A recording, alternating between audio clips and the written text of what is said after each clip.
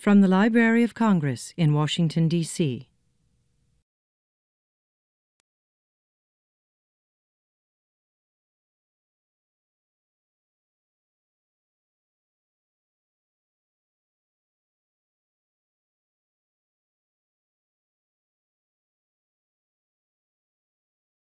Welcome to the concluding session of Scholarfest. But before we launch that panel, we're going to have an opportunity to hear a few words from the first two directors of the Kluge Center. I'll begin by introducing Professor Gifford. In fact, I feel it's a real privilege to introduce the founding director of the Kluge Center, Dr. Professor Gifford. Pross was, in fact, my own first connection with the Kluge Center. Years ago, when I was at Georgetown University, he sought me out and asked some advice about recruiting scholars in the field of Islamic Studies and mounting programs that were pertinent to that field. And I recall several interesting meetings here at the Library of Congress under his leadership. He is, of course, himself an accomplished scholar and a skilled administrator. And Pross was important to the initial vision of the center. Both he and Dr. Billington came to the Library of Congress from the Woodrow Wilson Center, and Pross helped to give the center shape and to make the ambition of connecting real scholarship with the pressing issues of the day of vital reality. He believed in recruiting top senior scholars as well as creating opportunities for emerging younger scholars. When he retired in 2005, he left the Kluge Center on a strong and secure footing. Please welcome Dr. Professor Gifford.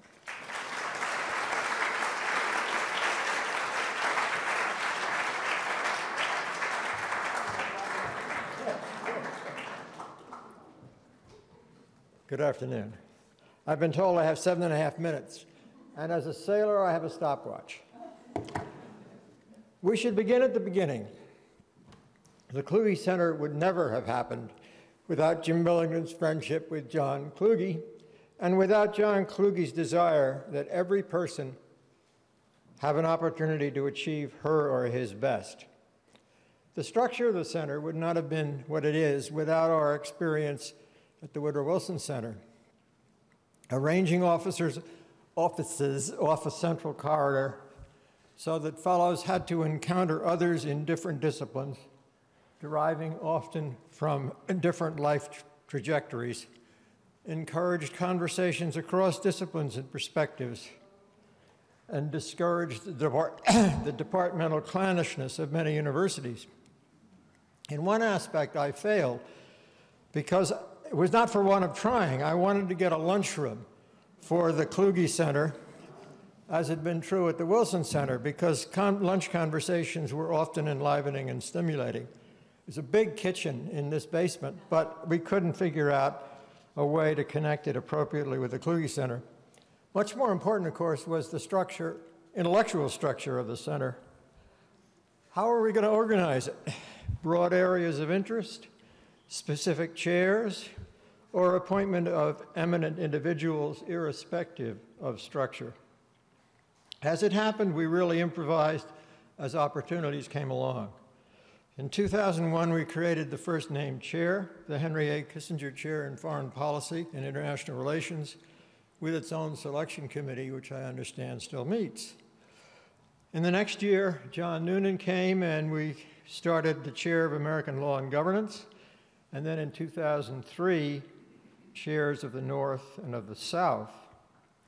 And about that time, we felt the need for a formal body to convene who could help us take advantage of ideas and suggest scholars, and that became the Scholars Council, which has been meeting regularly since 2003. Two aspects of the initial foundation which I was involved in were the creation of the process for selecting Kluge Prize winners, and the second was identifying additional resources for junior fellows. When Jim Billington decided that the library should give a prize for lifetime achievement in the humanities, I went to Stockholm to talk to the Nobels people about how they did their things. Now, you may know, I'm sure some of you do, that each Nobel is awarded by a different Swedish institution, and they all do it differently. The one that in some ways seemed most germane to us was, curiously, the literature one, because they have to deal with multiple languages. And the committee often, members of the committee often can't read Indonesian or whatever it was, so they had to rely on assessments at second hand, but they had a very good system for doing that. And eventually we set up a system under Peg Christoph for collecting and systematizing the recommendations we got, which mounted into the thousands. For me, the most valuable parts of the Kluge Prize were two. First of all, reading the work of the nominees, the lead nominees, was amazing, and even more amazing, meeting them. And visiting the Kolakowskis in Oxford, and then visiting Paul Ricoeur in Paris, who unfortunately was too ill to come personally, but sent his text to be read. The second aspect, the junior fellows, we really owe an enormous debt to Sir Gareth Roberts. He was at Oxford. He was head of the Wilson College in Oxford, but he was also head of the British Council, which is sort of the equivalent of NSF and NIH put together. And he came to visit Jim Billington, and Jim sent him over to the Kluge Center. This was in 2000 or early 2001, and he became enamored of the idea that young British scholars, PhDs and postdocs, should have an opportunity to work at the Library of Congress. And he pushed that idea in England, wrote a very powerful report, which was published in 2006. But before that, both the Humanities Council and the Social Science Council had funded the first set of 10 British fellows. And it's really that first funding from outside that enabled the young scholars, young fellows program to succeed. For me, getting the younger fellows were terribly important because you could get some sense of the direction of future scholarship and of the kinds of trends which they found exciting. And for some of them, a couple are even here at these sessions, the individual, getting to know the individuals was extraordinary. I can't, in 7 minutes, which are almost up, go into a lot of details, but I do remember the first black psychiatrist from Rwanda who went back after the genocide, and some of his stories were extraordinary. Now, while we were working on filling the intellectual interstices of the center, I was also trying to connect the center with the other aspects of the library which had real relevance and potential help.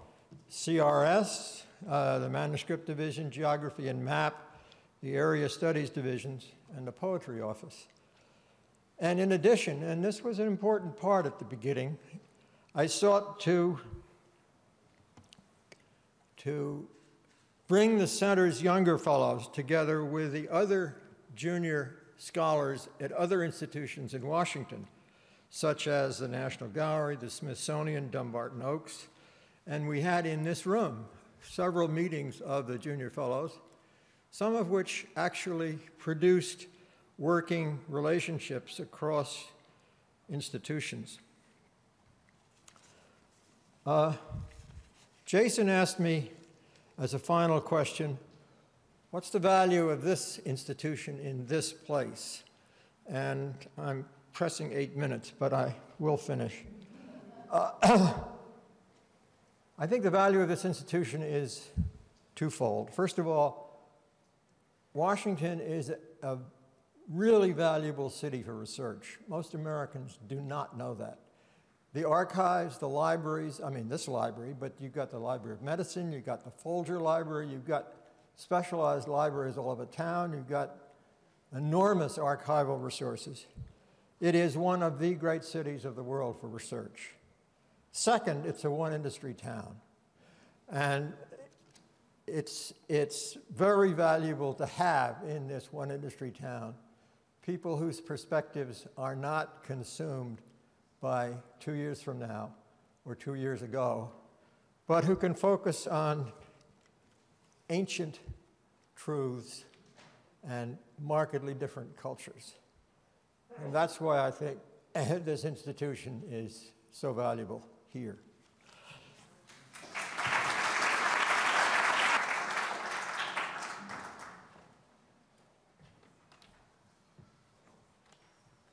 I'm delighted to introduce the second director of the Kluge Center, Dr. Carolyn Brown.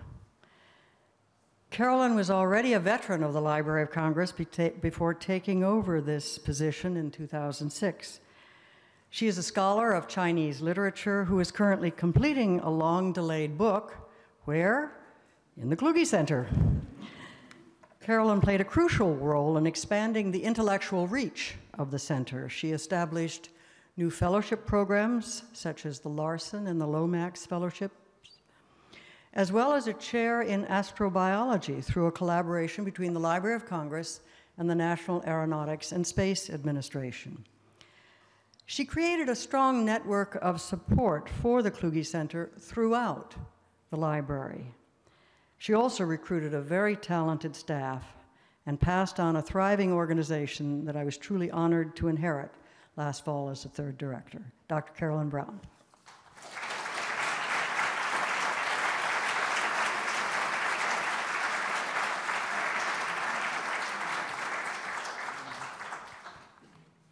Well, I don't have a stopwatch, but I did time it, so we'll see. Prosser Gifford created a wonderful legacy in the Kluge Center, and it was my great opportunity to be able to build on it and to extend it.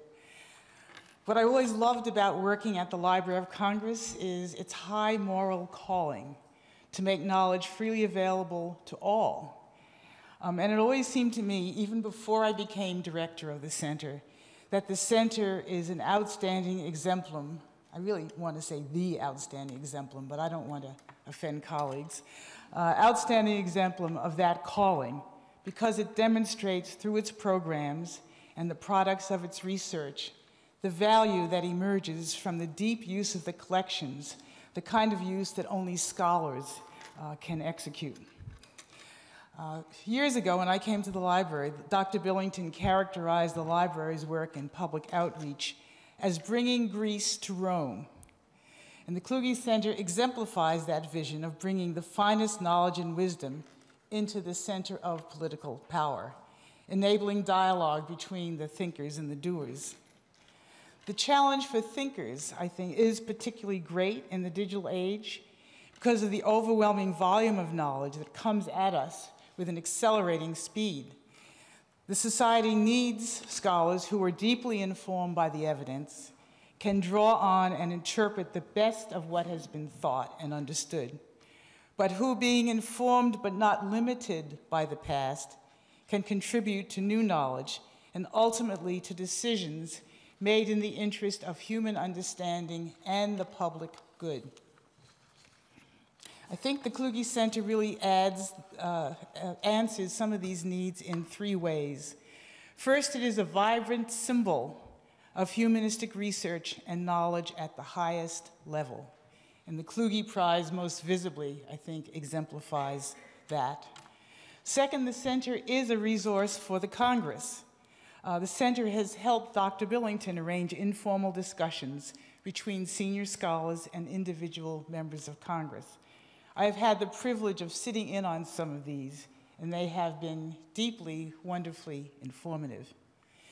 The center also has connected the Kluge Scholars with the Congressional Research Service, which has been a way of serving the Congress indirectly. And third, this Kluge Center, I always understood it as a living demonstration of why we need this great library and other great libraries in the digital age. Isn't everything online, we hear? No, it's not. In fact, very little is online and, important and, freely available.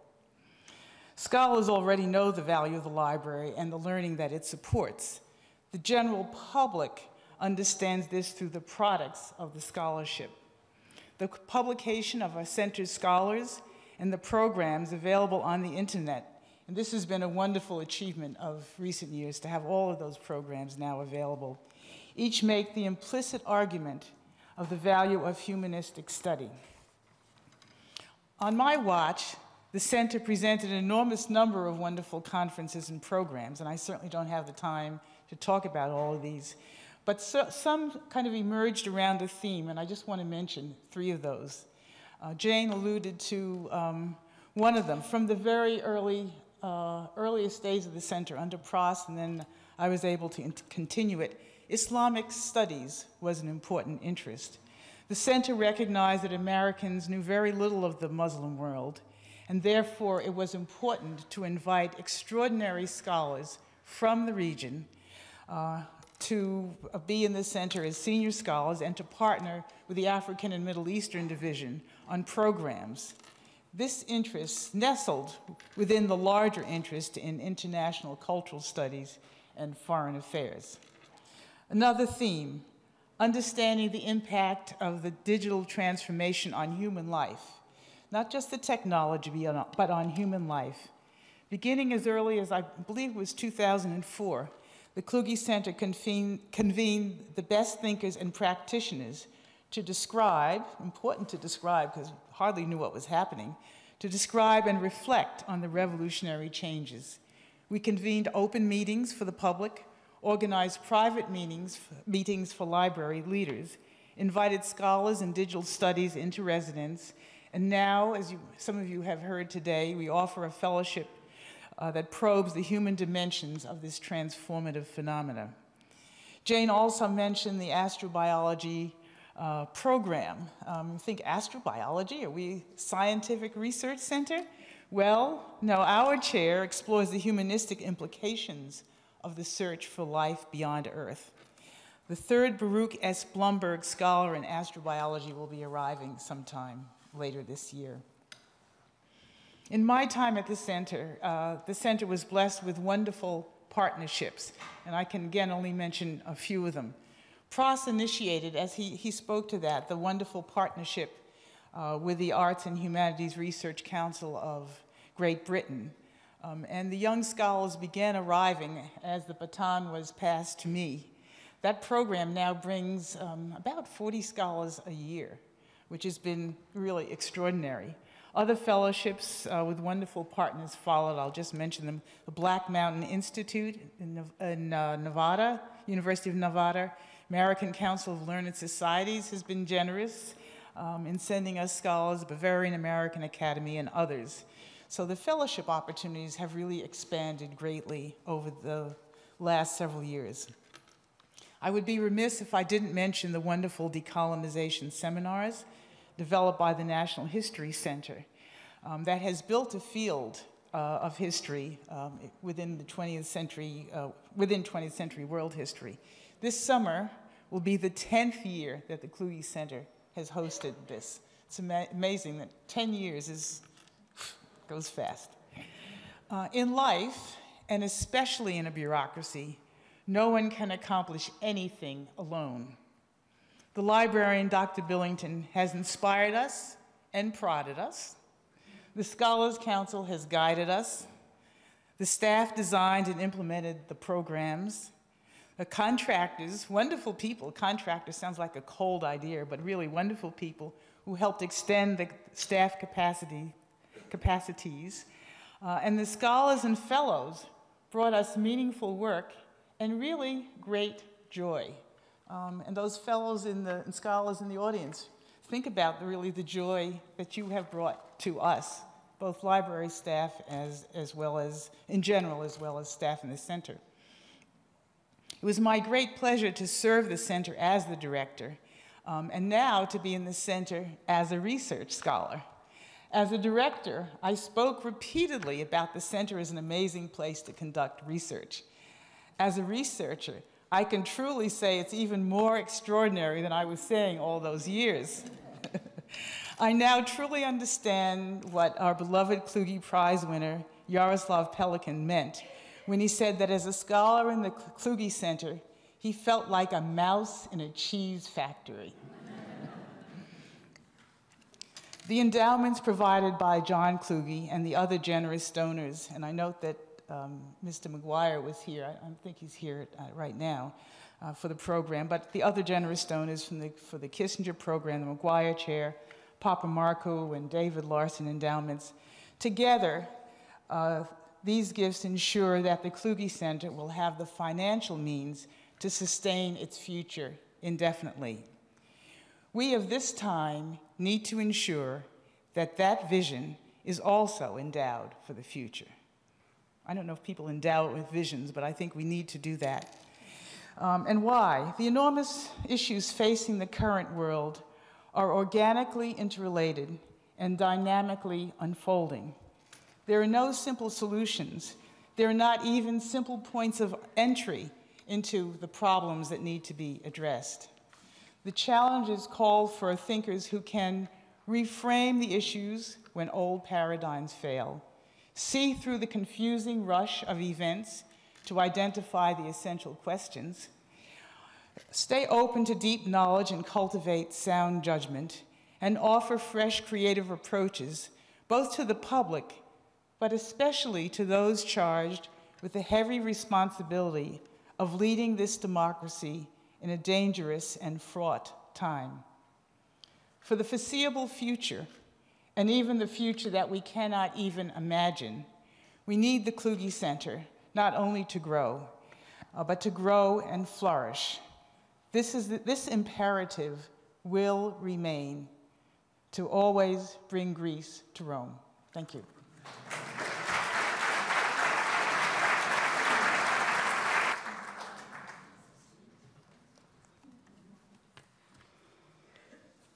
Now I would like to introduce the person who has made all of this possible.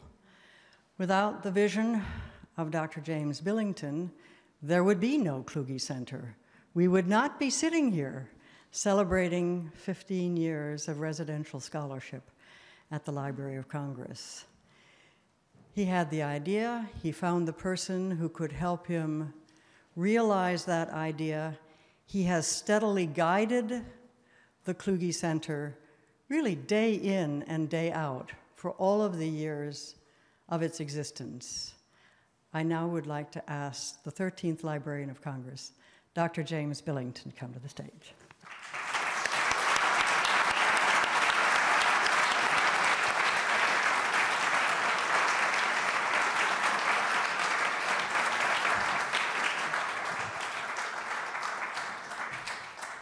Thank you very much.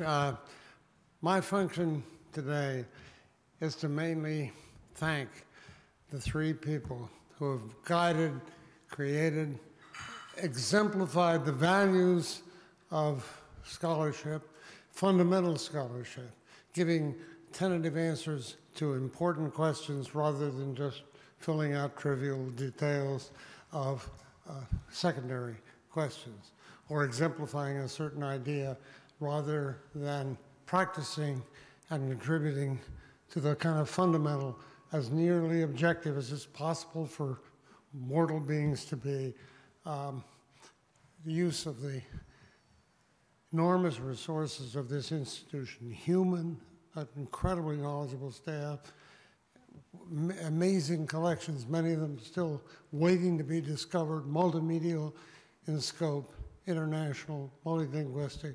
It's a big challenge. And so we have to not try to say what the answers are, but help inform what the questions are. Pross Gifford has done this twice in Washington. It's a noble thing. It's been punctuated by his own extraordinary, and Carolyn's too, extraordinary gift for judging the outer frontiers and inner possibilities of real scholarship. It was particularly important. I mean, Pross Gifford had been principal advisor to two of the most important college presidents in the tumultuous 60s. He'd been dean of the faculty at Amherst in a very creative period. And he brought to us, first of all, an example of practicing scholarship that was extraordinary and ranging, and second of all, an enormously sensitive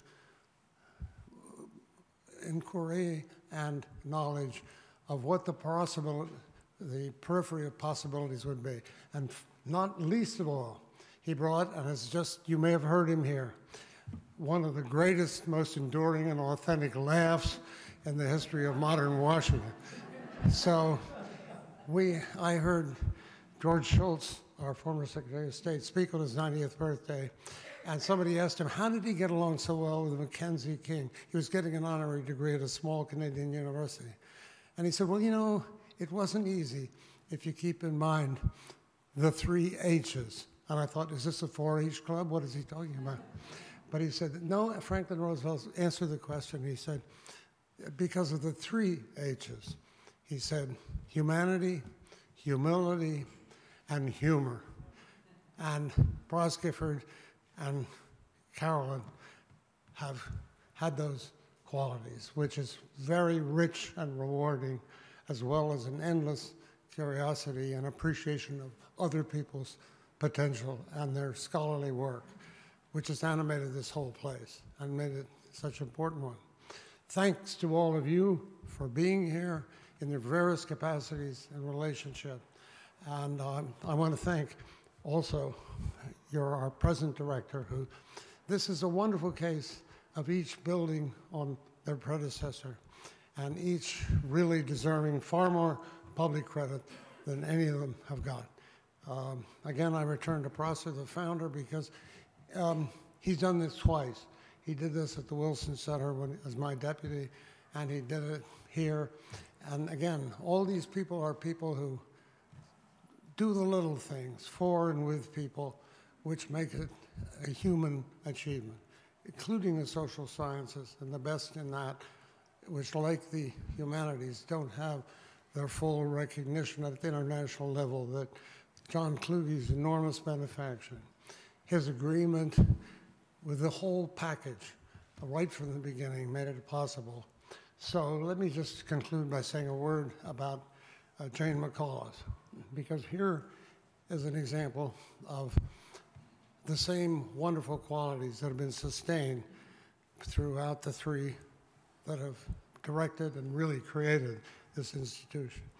And that is that she's this remarkable background of having Dean of Arts and Faculties for 10 years at Georgetown, president of Bryn Mawr, and always innovating and doing new things, whether it's a Christian-Muslim dialogue at Georgetown or transforming Bryn Mawr, in whose hospital I was in fact born many years ago, into a much more dynamic, much more international place, and being herself then a product of the Kluge Center as a fellow under Carolyn's wonderful and supportive leadership, and following a theme that Pross first introduced, but having produced a book which, when it comes out very shortly, will continue and cement her reputation as one of the most sympathetic and serious students of the third of the great prophetic monotheisms that have helped shape so much of civilization. So I want to thank her for organizing this, for being willing to take over this job.